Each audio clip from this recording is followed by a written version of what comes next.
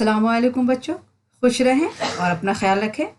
आपके असबाक का सिलसिला शुरू करते हुए आज मैं आपको पढ़ाऊँगी उर्दू ज़बान का आगाज़ व इर्तिक़ा। आगाज़ यानी शुरू होना और इर्तिक़ा यानी तरक्की पाना। तो उर्दू की इब्तिदा के बारे में मुख्तलिफ़ नज़रियात पेश किए गए हैं। जमील जालबी पाली में इसकी जड़ें तलाश करना चाहते हैं। मोहम्मद हुसैन आज़ाद ने ब्रिज भाषा को इसकी माँ करार दे डाला।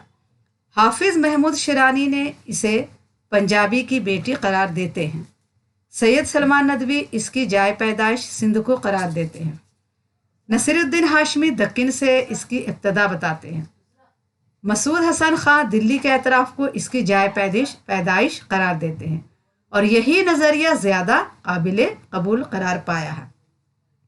अब हम आज पढ़ेंगे कि उर्दू ज़बान का आगाज़ और इर्तिक़ा क्या है।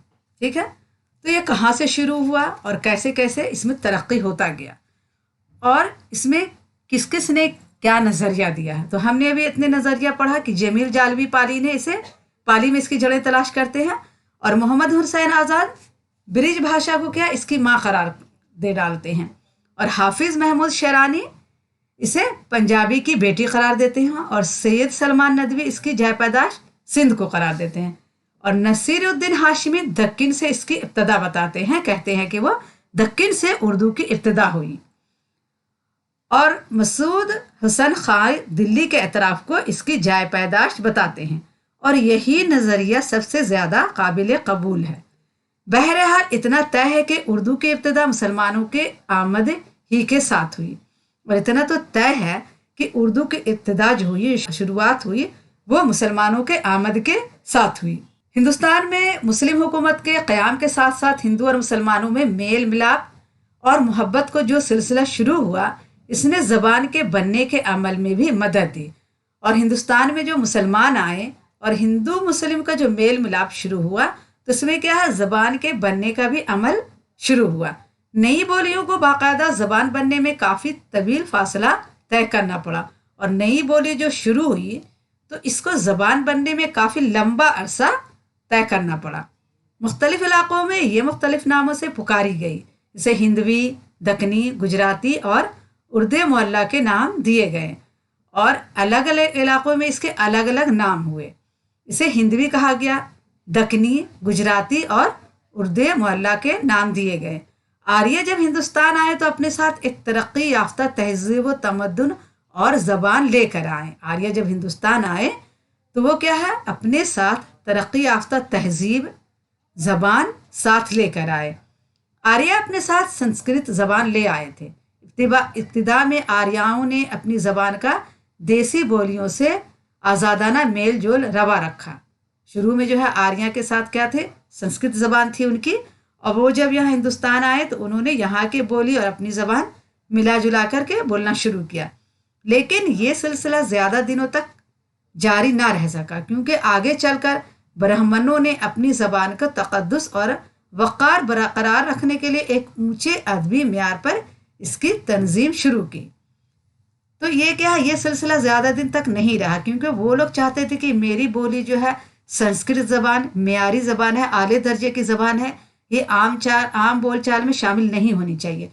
इसलिए ने ब्राह्मणों ने अपनी ज़बान को कि तक़द्दुस और वक़ार को बरकरार रखने के लिए अपने अदबी मेयार को क्या किया, उसके एक उसूल और क़वानीन मुरत्तब किए। अवाम की ज़बान को प्राकृतिक का नाम दिया गया। संस्कृत पंडितों और आला तबका तक महदूद होकर रह गई। अवाम का काम प्राकृतों से ही चलता रहा। उन्होंने अपने क्या है उसूल और ज़ाब्ते वो सख्त कर लिए और अपने ज़बान को संस्कृत का नाम दिया और अवाम की ज़बान का नाम क्या था, प्राकृतिक ज़बान नाम था। तो अवाम क्या है, अपने जो अवाम की ज़बानों का जो प्राकृतिक ज़बान था अवाम का काम उसी से चलता रहा। आज से 2500 बरस पहले इस सूरत हाल में इनकलाब आया। बुद्ध और जैन मज़ाहब की तबलीग के लिए मुकामी बोलियों का सहारा लिया गया और जब बुद्ध और जैन मज़ाहब की तबलीग हो रही थी तो उस वक्त मुकामी बोली का सहारा ले गया।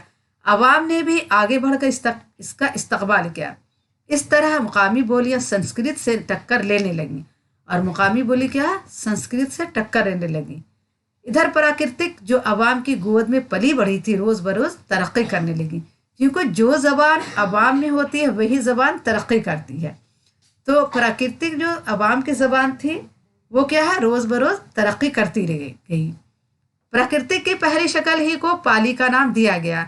एक तरफ संस्कृत अदबी हलकों में अपना असर व नफूस कायम कर रही थी, तो दूसरी तरफ जैन और बुद्ध मजहब के मुबल्लिगीन का सहारा लेकर अवामी बोलियां तेजी के साथ अदबी प्राकृतिक की शक्ल इख्तियार करती जा रही थी। 1600 ईस्वी तक पहुंचते पहुंचते प्राकृतों की अदबी शाखों और अवामी बोलियों में भी एक फासला हो गया था। अब जब 1600 तक पहुंचते पहुंचते प्राकृतिक की जो अवामी बोली थी और अदबी जो शाखें थी उसमें भी फासला हो गया। अब अवाम की ज़बानों को अपभ्रंश गिरी हुई ज़बान का नाम दिया गया, और जो अवाम ज़बान बोलते थे उसे कहा गया अपभ्रंश यानी गिरी हुई ज़बान। 1800 ईस्वी के आसपास ये अपभ्रंश भी जवाल की लिस्ट में आ गई, और ये भी बिल्कुल इसका जवाल हो गया, ये ख़त्म होने पर आ गई। अपभ्रंश का ये जवाल हिंदुस्तानी ज़बानों का आगाज़ साबित हुआ, और ये जब जवाल के वक्त में थी तो हिंदुस्तानी ज़बान का क्या है, आगाज़ हुआ उस वक्त। पंजाबी, गुजराती, उड़िया, मशरक़ी हिंदी, बिहारी और मगरबी हिंदी, इन सब के मेल जोल से एक ज़बान पैदा हुई, खड़ी बोली। पंजाबी, गुजराती, उड़िया, मशरक़ी हिंदी, बिहारी और मगरबी हिंदी, ये सब मिलजुल कर एक ज़बान पैदा हुई जिसका नाम क्या हुआ, खड़ी बोली, जिस पर उर्दू और हिंदी की बुनियाद रखी गई, ये वो ज़माना था जब सूफियाए कराम के काफ़िले शुमारी मगरबी रास्तों से हिंदुस्तान में दाखिल हुई, और ये वो ज़माना था जब सूफियाए कराम के काफ़िले क्या शुमाली मगरब के रास्ते से हिंदुस्तान में दाखिल हुई। हिंदुस्तान की ज़िंदगी में एक इनकलाब रूनुमा हुआ। हिंदुस्तानी ज़बानें नए अंदाज और नए असरात के साथ बनने लगीं। सूफियाए कराम आए तो वो भी अपने दीन को फैलाने के लिए यहाँ की ज़बान इस्तेमाल करने लगे। 11वीं सदी ईस्वी शुरू होने से पहले महमूद गजनवी ने हिंदुस्तान पर हमलों का सिलसिला शुरू किया, और 1206 ईस्वी में यहाँ बाकायदा मुस्लिम हुकूमत कायम हो गई।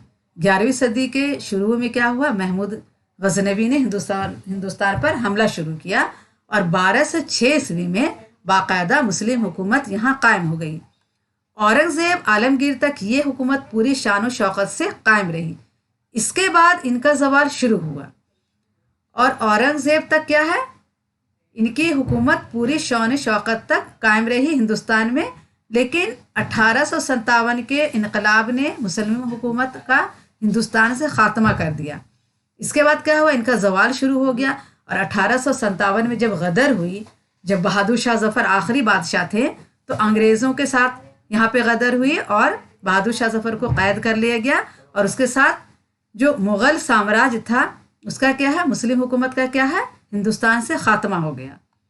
जब हम उर्दू अदब की तारीख़ का मुताला करते हैं तो उर्दू के इब्तदाई नक़ूश हमें यहाँ वहाँ मिलते हैं।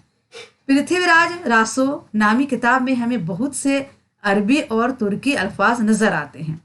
दिल्ली में मुसलमानों के क़याम के साथ मुकामी बोलियों में फ़ारसी के अल्फाज शामिल हो गए।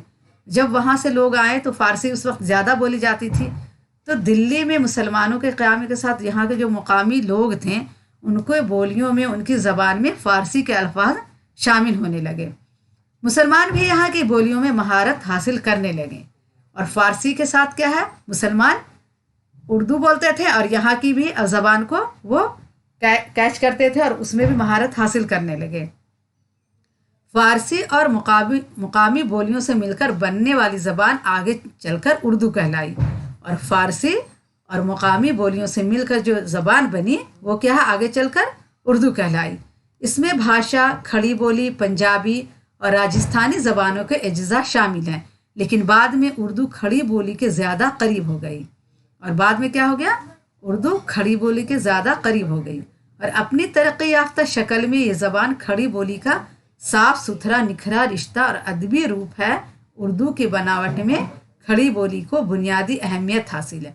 अच्छा, ये जो उर्दू बनी तो बाद में क्या हुआ, ये एक साफ़ सुथरी ज़बान हो गई, और एकदम बिल्कुल साफ़ सुथरा निखरा हुआ उर्दू ज़बान जो हुई तो वो क्या हो गई, उर्दू हो गई। क्योंकि दिल्ली के बादशाहों के फ़ौज में जिन इलाक़ों में मिसल अम्बाला, करनाल, हिसार और मेवाड़ से भर्ती की जाती थी, इन इलाक़ों में खड़ी बोली का चलन था, इसलिए इसको उर्दू में भी मरकज़ी हैसियत मिली। दिल्ली और इसके अतराफ़ में उर्दू की इब्तदा हुई, और इसका इब्तदाई खाका भी यहीं तैयार हुआ। لیکن اردو زبان کو عزت و وقار اور ادبی حیثیت جس سرزمین سے ملی وہ سرزمین دکن ہے۔ اردو زبان تو بن گئی، اردو بولے بھی جانے لگی، فوج کے لوگ بھی زیادہ اردو کا استعمال کرتے تھے، لیکن اردو زبان کو عزت وقار اور ادبی حیثیت جو ملی وہ کہاں سے ملی؟ دکن سے ملی۔